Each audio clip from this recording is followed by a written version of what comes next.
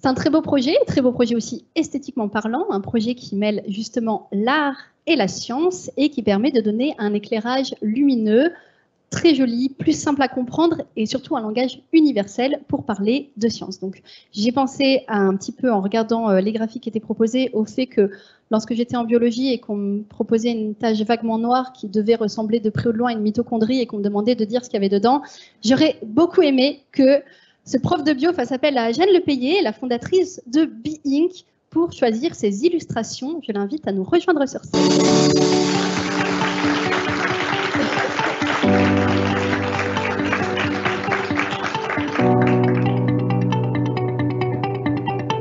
À votre préférence, les pitchers, vous pouvez choisir de parler ici ou avec le micro, comme vous préférez.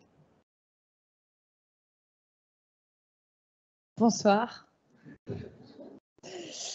Du coup, quelqu'un devait la faire. Merci beaucoup pour cette invitation aujourd'hui. Je vais commencer par ce qu'est notre mission chez Bink. Notre mission, c'est d'accélérer la naissance des plus grandes innovations. Et comment est-ce qu'on veut faire ça?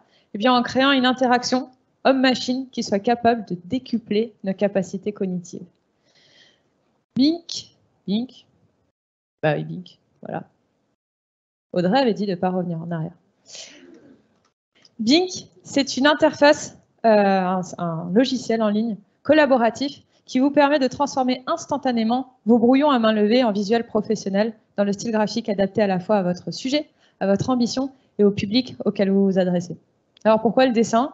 Parce que le dessin, c'est un langage, comme on vient de le dire, universel, inclusif, intergénérationnel. Il permet à des personnes de différents domaines, de différentes expertises de se comprendre instantanément. Il permet aussi d'inclure d'autres personnes, des personnes de la société qui ne sont pas forcément experts dans des domaines scientifiques, par exemple, et de participer à la création des innovations, de participer aussi à la science ouverte. Et pourquoi le dessin aussi? Parce que j'ai passé mes quelques années d'études, un peu longues, entre les études d'ingénieur, puis jusqu'au doctorat soutenu l'année dernière, à dessiner, en fait, à aider à créer des visuels. J'ai aidé des laboratoires, des entreprises à créer leurs visuels. Parce que sans une communication efficace, impactante, crédible, on ne peut pas publier, on ne peut pas breveter, on ne peut pas lever des fonds, notamment. Voilà. Et bien sûr, je ne fais pas ça tout seul. BinkGym, c'est l'alliance d'IA génératrice, d'IA discriminante. C'est aussi l'alliance de neurosciences, d'art, bien sûr, et puis de cognitive design, en partenariat avec l'Institut du cerveau. Et Kanako travaille sur le sujet. Kanako est dans la salle ce soir. Et puis en partenariat, en association même, avec les cofondateurs Zoldyck et Achilleas, qui sont ingénieurs en cognitive design. Et je propose qu'on les applaudisse eux aussi. Merci. Puis surtout, je remercie le réseau Pépite parce qu'ils m'ont ouvert des portes incroyables à mener cette aventure en parallèle de ma thèse. Ils m'ont extrêmement poussé. Je pense qu'ils ont poussé ici tous les porteurs de projets. Donc vraiment un immense merci. Et puis je suis contente d'avoir invité ma famille qui voit enfin que je ne fabule pas complètement. Il y a vraiment un projet qui existe. Voilà. Merci beaucoup.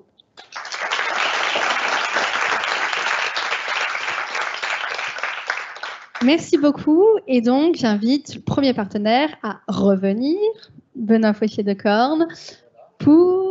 Tuk, c'est rangé par ordre alphabétique, on m'a dit. Voilà, j'ai l'autorisation de parler une minute. Vraiment, ça me plaît beaucoup ce projet, comme on a l'occasion de vous en parler.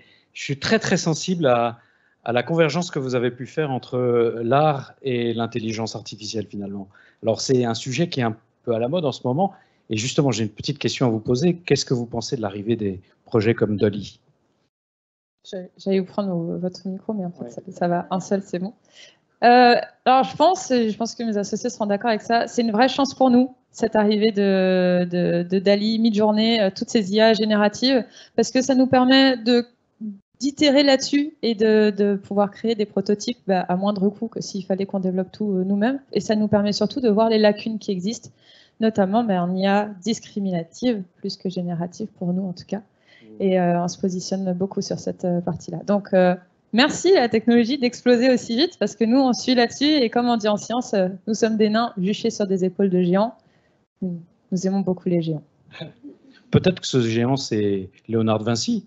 hein, ce qui faisait aussi une excellente synthèse. Vous avez presque présenté des dessins de Léonard de Vinci tout à l'heure, hein, qui faisait la synthèse entre l'art. C'est effectivement lui. L'art et la science. En tout cas, félicitations. Merci. Je vous remercie.